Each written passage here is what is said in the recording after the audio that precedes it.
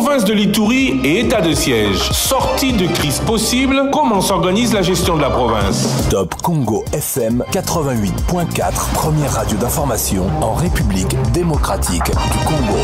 Édition spéciale Ituri, ce jeudi 14 avril, 19h30, avec le général Louboya Nkashama, le gouverneur militaire. Top Congo FM 88.4, première radio d'information en République démocratique. Édition spéciale en direct de Bunia. Bonsoir à tous, merci d'être avec nous en direct de la capitale de la province de l'Ituri, une province sous état de siège. Notre invité aujourd'hui est le gouverneur militaire, il s'agit du général Louboya. Pour interroger le général Louboya, je ne serai pas seul, je serai avec Christine Abedito, elle est directrice générale de Radio-Télé Mont-Bleu, la radio qui émet ici de Bunia, mais aussi Franck Assanté, correspondant permanent à Bunia de Top Congo FM. Mon général, bonjour. Bonjour, bonjour. Merci d'accepter de nous recevoir ici, chez vous, à Bunia. Gouverneur militaire, état de siège, faisons d'abord le point. Comment est-ce que vous jugez cet état de siège? Non, je pense que le jugement, les réalisations, je pense qu'on y est au moins 60%. Et que donc, si nous avons eu cette opportunité, comme je disais, cette opportunité de rester au moins pendant 11 mois. Et donc, ces 11 mois nous ont permis non seulement de terminer avec la première phase, parce qu'il s'agit d'une opération militaire, la première phase et puis la deuxième phase. Là, nous sommes dans la deuxième phase. Et donc, dans la deuxième phase, la première phase d'abord, comme je disais, c'était les grandes localités, les grandes agglomérations, les localités. La deuxième phase, c'est poursuivre l'ennemi dans la profondeur. Donc voilà où nous sommes aujourd'hui, mais en même temps, parce que ce sont des activités concurrentes, parce qu'à la troisième phase, nous devrions, n'est-ce pas, contrôler la province et sécuriser la population et stabiliser. Et donc, dès la première phase, nous commençons aussi avec le développement, comme ce sont des activités concurrentes. Et donc, nous sommes sur les deux dimensions, opération, développement, c'est-à-dire infrastructure. Je peux dire que je suis à 60%, 70%. Avant vous, on a reçu en édition spéciale le gouverneur de l'autre province en état de siège. Je cite le général Constant Dima du Nord Kivu. Il semblait aussi satisfait. Mais comme pour vous, la province de l'Ituri, c'est encore il y a 2-3 jours, encore récemment, je pense même cette nuit, des échos de massacres, des échos de population en insécurité. On parle de Codeco, l'attaque des FRDC qui a été saluée d'ailleurs par Thomas Lubanga sur les Codeco.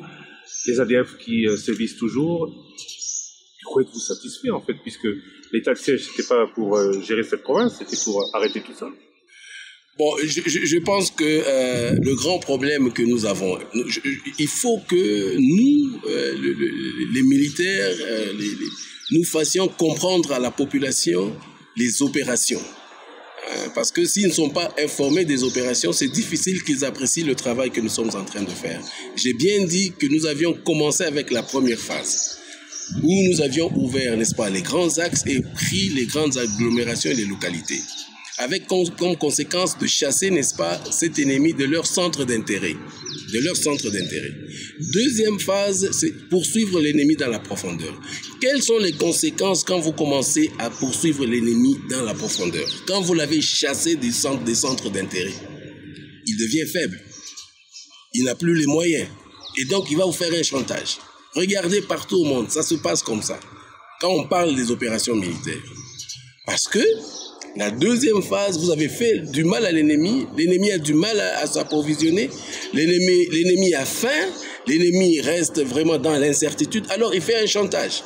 Vous pouvez prendre le cas de l'Afghanistan, vous allez prendre le cas de l'Irak, c'est comme ça. Je voudrais que cette fois-ci, au moins que la population comprenne. Nous sommes dans la deuxième phase, ils ne sont plus dans les centres d'intérêt, les mines où ils étaient, les grands axes, notamment les nationales où ils étaient, et donc ils sont en errance.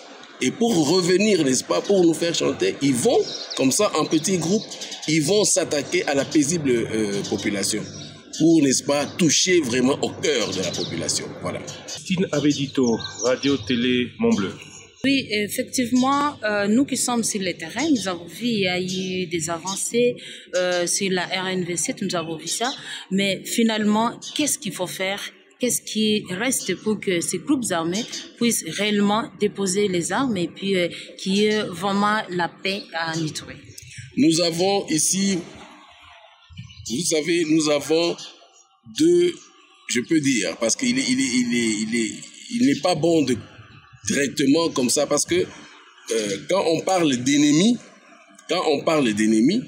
cela signifie que on parle souvent c'est l'étranger en fait. Donc nous sommes venus ici pour les ADF. Et donc ces groupes étrangers, nous sommes en train de les défaire. Si vous les avez vus hier, n'est-ce pas, traverser la RN4, c'est parce que ils savent, nous sommes, n'est-ce pas, en contact avec eux, dans les opérations conjointes, et ils sont en train de s'éloigner vers la vie, vers n'est-ce pas, leurs anciennes positions. Mais de l'autre côté, nous avons aussi nos groupes, nos Congolais, qui font d'ailleurs plus de mal, notamment le Codeco. Avec le Codeco, malheureusement, ce sont des Congolais. Nous faisons les opérations, mais en même temps, nous parlons avec les communautés. Nous organisons des dialogues, pas directement avec nous, l'armée. Vous avez vu, la task force est arrivée ici pour contacter, n'est-ce pas, les groupes armés. Mais en même temps, nous sommes avec nos partenaires, la MONUSCO, qui appuie aussi. Et aujourd'hui, nous pouvons dire que l'administrateur du territoire de Irumu a terminé à rencontrer, je crois que vous êtes au courant, la dernière fois c'était avec Chinyakilima, et ils sont en pourparlers, mais ils projettent déjà ce qui va se passer dans le Djougou. C'est ainsi qu'il y a un groupe, n'est-ce pas, des Lendou, de la communauté Lendou, des leaders de la communauté Lendou, qui sont allés à Kinshasa pour contacter les leurs, pour qu'en fait, pour que nous passions maintenant à Djougou. Et la finalité, c'est quoi? L'état final recherché, c'est quoi? C'est qu'après, nous allons faire, n'est-ce pas, un gros dialogue entre les communautés pour essayer de résoudre le problème qui a toujours été ici, notamment le problème foncier qu'on ne peut pas résoudre par les armes. Donc, il y a des mécontents, c'est vrai, il y a des Lendou mécontents, il y a des Emma mécontents, ça crée des frustrations et ça crée cette insécurité. On ne peut pas seulement la terminer avec les armes. C'est comme ça qu'en même temps que nous sommes en train de faire des opérations, en même temps, nous sommes en train d'organiser ce dialogue-là par l'entremise de nos partenaires. Voilà. Franck Santé, correspondant au Congo, Bunia. Monsieur le gouverneur, dès votre arrivée, vous avez effectivement lancé les opérations à Boga, Mitego, tout consort. Les terroristes EDF avaient pris refuge cette fois-ci dans la chefferie de Wallace Vokutu, où des personnes sont tirées quasiment chaque jour. Et qu'est-ce qui manque concrètement pour poursuivre ces ennemis de la paix dans la chefferie de Wallace Vokutu? Parce que vous êtes secondé par l'opération de mutualisation des forces FARDC-UPDF. Oui. Je reprends encore. Je dis que nous sommes dans la deuxième phase. Je crois que, si vous vous rappelez très bien, quand nous sommes arrivés ici, ces ADF avec leurs alliés, ils étaient à proximité, donc jusqu'aux alentours de Boga et de Tchabi. Et si vous avez une bonne mémoire, je crois que vous allez vous rappeler qu'il y a eu même des massacres quand nous sommes arrivés. Je crois les 2 premières semaines là. Et depuis lors, nous avons commencé à mener les opérations. Mais avec, n'est-ce pas, nos amis, avec les Ougandais, nous sommes en opération conjointe. Là, nous sommes en train de les chasser. Donc, nous sommes en train de les poursuivre dans leur retranchement. Et je vous ai dit, et c'est la deuxième phase. La deuxième phase, ça fait mal. Pourquoi? Parce qu'à ce moment-là, ces gens-là ont quitté leur centre d'intérêt. Ces gens-là étaient là depuis autant d'années. Ils avaient des champs. Les ADF avaient des champs. Ils avaient des maisons là-bas. Mais aujourd'hui, on est en train de les pourchasser. Et donc, dans leur fuite, ils tuent. Un petit groupe, ils tuent. Nous avons eu des grandes opérations la semaine dernière. Et c'est comme ça qu'ils sont partis, n'est-ce pas, de l'est de la RN4 vers l'ouest de la RN4. Et ils sont passés par la rivière Ituri. Effectivement, comme ils sont en fuite, il faut monter les enchères, il faut s'attaquer à la paisible. Ça va faire. La deuxième phase, c'est toujours comme ça dans toutes les opérations. Ça fait mal parce que cet ennemi qui était, n'est-ce pas, installé, maintenant il est dans l'instabilité. Et il va vouloir prouver à la face du monde que non, voilà, nous sommes encore forts, nous pouvons faire du mal et trouver peut-être un réconfort auprès de la population qui va dire « Ah non, vous savez, on est en train de nous tuer. » Non, c'est à ce moment-ci que nous devons mettre plus de pression. Voilà. Christine Abedito. Oui, monsieur le gouverneur, vous avez parlé de la chasse des ADF et aussi vous avez dit que votre mission ici était plus par rapport aux ADF. Mais aujourd'hui, on a tendance à voir que les ADF quittent la frontière avec l'Ouganda et entrent plus à l'intérieur de la province. Est-ce que la mutualisation avec l'Ouganda, ce n'est pas pour plus chasser les ADF de la frontière de l'Ouganda? Et parce qu'aujourd'hui, ils agissent plus, comme hier, ils ont déjà dépassé même la rivière Ituri. Et on a déjà tendance que la route même Komanda et même vers Kisangani déjà est à danger. Est-ce que réellement la mutualisation FARDC et UPDF, est-ce que c'est vraiment pour chasser l'ADF ou soit UPDF est là juste pour les chasser à l'intérieur du pays? Vraiment, je vais vous dire quelque chose qui va vous surprendre. Hein? Je vais vous dire quelque chose qui va vous surprendre. Et ça, moi, je le soutiens. Je reviens encore, nous sommes à la deuxième phase, ils sont effectivement de faire toutes ces théories qu'il y a. Mais rappelez-vous, nous avions connu ici. Nous avions connu qui s'est déplacé, qui est passé dans le Haut-Ouélé, là-bas, où il a commencé à faire des tueries. C'était la deuxième phase, justement, parce qu'on était en train de les chasser dans la profondeur. Mais il faut comprendre que dès lors qu'il s'était éloigné de la frontière, dans les centres d'intérêt où il pouvait tout avoir, il a commencé à s'affaiblir. Moi, je vous dis, en tant que stratège militaire, je ne vois pas. Si ces gens-là, bien qu'ils puissent partir, ils puissent sortir, n'est-ce pas, de leur frontière, s'éloigner de leur frontière. Moi, je pense, c'est vrai, ils seront chez nous, mais ils ne seront pas avec les Congolais. Parce qu'à leur frontière, ils pouvaient avoir l'appui de leurs frères. Là, à Boga, à Tchabi, il y avait les Banyaboucha. Ils pouvaient avoir leur appui. Mais aujourd'hui, ils vont s'éloigner. Et ils seront plus faibles. Ils sont en errance. Et ils seront plus faibles. Et ça, je peux vous le dire. C'est vrai, ils vont faire mal maintenant à nos populations. Mais c'est vrai qu'ils vont devenir plus faibles. Voilà. La question pose autrement, mon général. Quel est le rôle des deux armées dans cette mutualisation?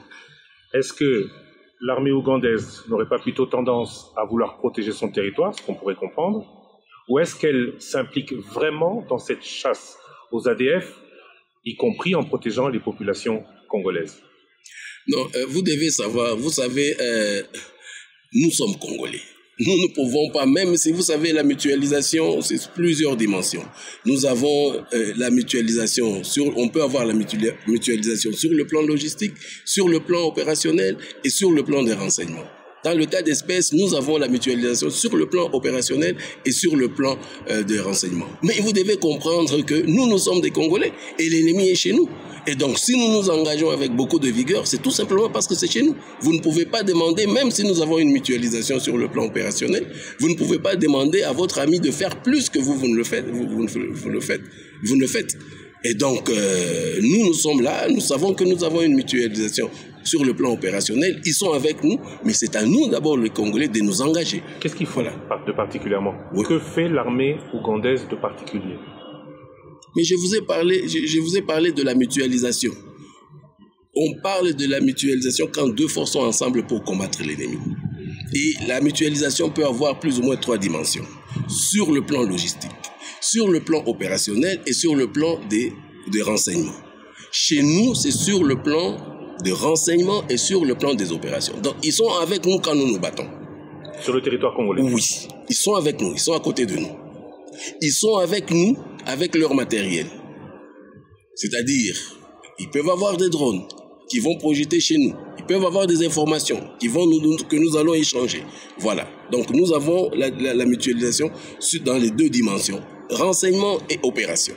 Une question que j'ai posée aussi à votre collègue du Nord Kivu, c'est sur les moyens mis à votre disposition. Le Premier ministre à Goma a parlé de 33 millions de dollars pour la province du Nord Kivu ou pour l'état de siège. Il n'a pas été très précis.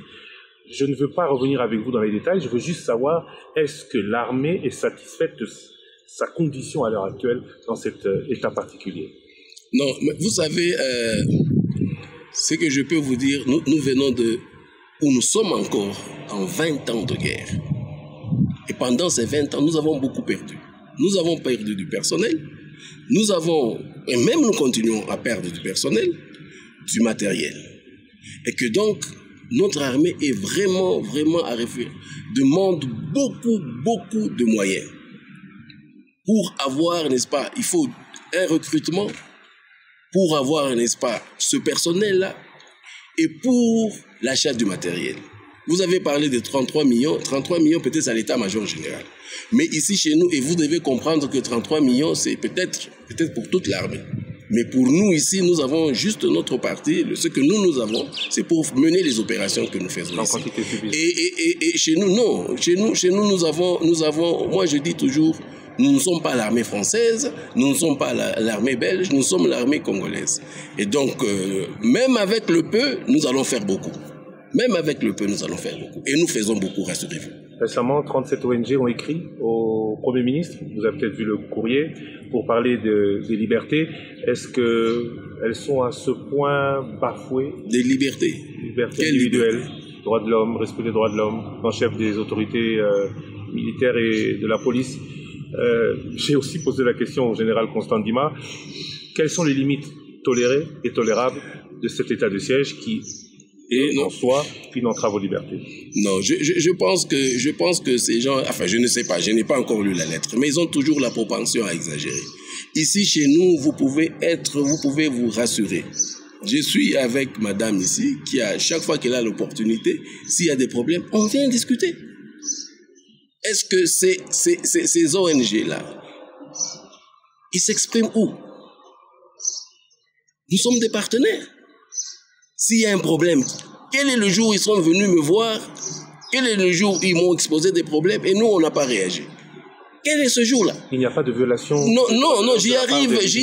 Non, j'y arrive. C'est-à-dire, quand il y a un lien de subordination entre, n'est-ce pas, ce personnel-là, ou entre ce militaire-là, entre cette unité-là, il y a un lien de subordination entre cette unité ou ce personnel. Et moi, le commandant, je punis. Dès que je suis informé, je punis à la minute. Vous pouvez aller demander. À la minute, je suis informé, c'est information-action. La dernière fois, peut-être, ce que je peux reconnaître, c'est l'histoire de MSF. Ils ont été, n'est-ce pas, ils ont eu une embuscade du côté de Kobou et tout. Bon, ils sont allés parler sur la voie des ondes. Mais ils ont parlé de l'irresponsabilité. L'irresponsabilité, ça signifie quoi? Ça signifie que moi, avec ces hommes-là, qui ont été identifiés au préalable, il y avait un lien de subordination entre ces hommes-là et moi. Or, à ma connaissance, je sais que c'était le Codeco. Je sais que c'était le Codeco qui avait attaqué les gens. Est-ce que ce monsieur-là, le responsable de MSF, aurait-il voulu que moi j'aille punir ces Codeco? Comment si ce n'est pas en menant les opérations? Du reste, vous pouvez aller du côté de Kobou, là où il y a eu les opérations, où il y a eu cette embuscade. Je crois qu'on va vous dire. C'est vraiment les localités où j'ai mis vraiment mon effort principal et où j'ai débarrassé, n'est-ce pas, tout cet ennemi de ces localités. Aujourd'hui, d'ailleurs, je vous informe, là où ils sont partis et ils ont abandonné, enfin, je ne peux pas dire parce qu'ils sont des étrangers. Aujourd'hui, allez voir, ces populations sont en train de rentrer à Kobou. Ils sont en train de rentrer à Nizi et à Bambou. Mais eux, ils sont partis. Donc, voilà, ils parlent d'une chose, mais sur terrain, on observe autre chose. Si effectivement ils parlent soit d'impunité, soit des droits de l'homme qui sont violés, mais il faut que je sois au courant. Il faut que je sois au courant. Ah oui. Général Louboya, vous êtes le gouverneur militaire. On va parler de la gestion de votre province. Mais juste avant, puisqu'on parle de l'état de siège, le Premier ministre était mercredi à Bunia. Le Premier ministre était en tournée dans les provinces sous état de siège parce qu'à la demande du Parlement, on demande au gouvernement un plan de sortie de cet état de siège. Pour vous, est-ce que c'est possible? Est-ce que c'est maintenant? Si sortie état de siège il y a, quelle devrait être la formule utilisée? Moi, d'abord, je peux vous dire, et je l'ai répété là-bas, nous avons fait le travail à 60%. Regardez, voyez aujourd'hui, si nous avons des problèmes, on a eu les statistiques là-bas. C'est plus les Congolais qui sont en train, de s'entretuer, notamment les Ema et les Lendo. Et donc, ça ne va pas s'arrêter, tout simplement, par suite de, je sais pas, des opérations. Il faut aussi penser à autre chose. Et j'ai parlé notamment ici du dialogue. Nous restons maintenant avec la partie, là où nous étions censés. Nous sommes venus ici pour les ADF. Et je vous assure qu'aujourd'hui, les ADF, ils ont beaucoup perdu. Et moi, personnellement, les gens peuvent dire tout ce qu'ils veulent. Moi, personnellement, je serais content qu'ils aillent plus en profondeur. Parce que là-bas, ils n'auront pas leurs frères pour, n'est-ce pas, avoir la logistique. Ils n'auront pas plus leurs frères. Ils seront seuls, ils seront esselés dans la bourse. Et ils seront plus faibles. Et là, nous allons les anéantir comme on a fait avec Kony. Voilà. Parlons maintenant au gouverneur. Oui. Militaire certes, mais gouverneur. Et pour cela, je donne la parole à Madame Christine Abedito de Radio-Télé Mondeux. Monsieur le gouverneur, nous avons vu dès votre arrivée, le gouvernorat comme bureau a changé de la forme et aussi même au niveau de la mairie. Et quelque part aussi, nous apprenons qu'il y a aussi le problème de l'argent à un certain moment donné, et c'est la population qui en parle aussi. Où est-ce que vous trouvez cet argent? Non, nous avons, je vous ai dit, mon principe c'est avec le peu que j'ai, j'essaie de faire beaucoup, ou je fais beaucoup. Et donc le peu que nous avons trouvé ici, nous avons la convention, nous avons une convention ici avec les pétroliers, nous avons une convention. Et donc avec ça d'abord, nous avons les routes. Nous avons pu refaire plus de 500 km de route en 11 mois. Et vous êtes informé qu'aujourd'hui, vous allez à Magui, vous faites 3 heures. Vous allez à Kassai, vous faites 70 minutes. Hein? En ce qui concerne les infrastructures, c'est-à-dire les hôpitaux, ainsi de suite, les bureaux, de la même façon. Donc nous avons des taxes, je sais qu'ici il y a l'incivisme fiscal, nous essayons de lutter, mais nous avons un peu de moyens, et ce peu de moyens, nous nous concentrons vraiment avec ce moyen à refaire, à réhabiliter et à reconstruire. Et à construire même, si je peux dire. Vous arrivez à faire en peu de temps ce que les civils n'ont pas fait en plus de temps? En autant d'années. Vous savez, il y a des personnes qui viennent me voir. Je vous parle tout simplement de la route, dernièrement, la route Kassenyi. Les gens sont venus me voir et ça fait autant d'années, je crois depuis 70, ils n'ont jamais vu ça. La route Magui, je ne sais pas, ils sont originaires d'ici. En combien de temps je viens de la refaire? C'est quoi, c'est le génie militaire? Non, il y avait des attributaires ici. Avant, il y avait des attributaires fictifs. On payait de l'argent pour des sociétés qui n'existaient pas ou des sociétés de nom. Maintenant, j'ai pris des grandes sociétés, des hommes qui ont le matériel et tout. Et en 3 mois, ils sont en train, on peut voir le résultat. Voilà. Franck Assanté, Top Congo FM. Aujourd'hui, le lieutenant-général Luboubacar Madjoni est gouverneur militaire. Qu'est-ce que vous comptez devenir après l'état de siège? Rentrer dans l'armée. En tout cas, aujourd'hui, même aujourd'hui. Je vous ai dit, j'ai fait 70% de mon travail ou 60%. Et donc, si on me dit que l'état de siège s'arrête aujourd'hui, non, je rentre. Quand vous dites rentrer dans l'armée, vous n'êtes plus dans l'armée? Non, c'est-à-dire qu'ici, par exemple, je suis toujours dans l'armée, c'est l'état de siège. Mais quand on gère la cité, l'armée, quand on est dans l'armée, on gère la cité. Vous voyez comme je fais là, je suis redevable, je dois rendre compte aux civils à tout moment, il y a l'administration qui est là, l'administration de la cité. Mais par contre, dans l'armée, c'est autre chose. Donc, je fais 2 choses, je commande et j'administre la cité. Je gère la cité. Voilà. Maintenant, je veux rentrer dans le commandement, donc être dans l'armée et commander.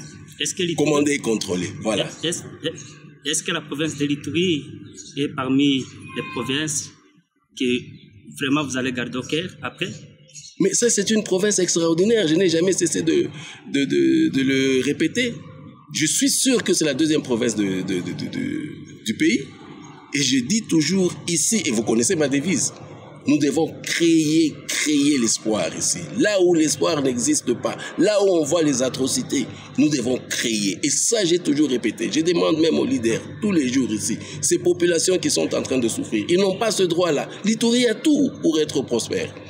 Et nous devons faire quelque chose pour que cette province change. Elle participe, pour que la province participe au développement du pays, du Congo en l'occurrence. Après, je suis rassuré qu'après le Katanga, c'est ici. Au demeurant aussi, la population, moi je suis allé à Magui et à Aru. Il faut voir ces populations là-bas, comment elles sont courageuses. Je ne dis pas que ceux de Irumu et de Djougou ne sont pas courageux. C'est tout simplement parce qu'ils sont embrouillés dans cette histoire de violence. Mais s'ils peuvent pacifier, n'est-ce pas, les deux territoires ici, je vous assure que c'est un peuple très fort, un peuple à qui on peut faire confiance. Regardez, hier, la semaine passée, je suis allé inaugurer Mekreko. Où avez-vous, ici au Congo, encore vu, n'est-ce pas, des civils, des Congolais comme ça, entre eux, créer une banque qui prospère? Ils sont comptés au bout des doigts. C'est-à-dire que chez les Outuriens, il y a cette dimension-là de confiance. Et ça, il faut exploiter. Il ne faut pas exploiter les tueries qui sont là. Non. Et chaque fois, je vous dis toujours, il faut changer de perception ici. Et j'espère que les gens me comprennent pour le faire. La paix est possible en Ituri? Ah mais oui. C'est plus la manipulation. On va vous dire les Ema et les Lendu ne s'entendent pas. Où avez-vous ici au Congo? Est-ce que vous n'avez pas vu des tribus qui ne s'entendent pas? C'est utile? S'entend-il utile? Non. Mais non, ils résolvent leurs problèmes autrement. Mais il y a aussi beaucoup de richesses. Est-ce que les richesses, l'exploitation illégale des richesses ne serait pas la raison de ces tueries, ces massacres? Non, mais j'ai parlé d'un non-État. C'était ici, il y avait ce qu'on appelle un non-État. Et dans ces différentes communautés, il y avait aussi des criminels qui sont en train d'instrumentaliser ces populations-là. Mais aujourd'hui, vous avez vu, avec l'état de siège, je crois qu'ils ont pris du recul. Et même dans notre armée, ceux qui étaient en train de participer à ce non-État, vous voyez que je suis en train de les arrêter. Et donc, je pense que si nous pouvons avoir un dialogue, une réconciliation et arrêter avec les manipulations, je pense que l'Ituri ira de l'avant. Ça, je vous rassure. Dans quel délai, si c'est sous votre leadership? Dans quel délai? Dans quel délai, la paix? En tout cas, moi, je ne pense pas... Avec le dialogue et les opérations, je ne pense pas qu'on peut encore dépasser 3 mois. Je ne pense pas. Merci. Voilà. Merci beaucoup, mon général Luboya Kachama, gouverneur militaire de la province de l'Ituri, province sous l'état de siège. Merci à vous de nous avoir reçus. Merci à vous, chers auditeurs, chers téléspectateurs, de nous avoir suivis. Ici se termine cette édition spéciale en direct de Bunia. Je remercie mes collègues, Christine Abedito de la radio Montbleu, ici à Bunia, et notre correspondant permanent dans la province de l'Ituri, Franck Assanté. Je rends l'antenne à Kinshasa. Demain, nous ne serons pas en mode vidéo malheureusement, mais nous serons toujours dans l'Ituri avec un des notables de cette province, 83 ans, ancien commissaire d'État. Il nous a dit une confidence, avoir reçu il y a quelques heures pour la première fois la visite du gouverneur militaire Luboya Kachama. Nous recevrons demain peut-être une des bibliothèques de cette province. J'ai cité le notable Faustin Tsbo Kalogi. L'actualité continue sur votre... Province de l'Ituri et état de siège. Sortie de crise possible, comment s'organise la gestion de la province? Top Congo FM 88.4, première radio d'information en République démocratique du Congo. Édition spéciale Ituri, ce jeudi 14 avril, 19h30, avec le général Luboya Kachama, le gouverneur militaire.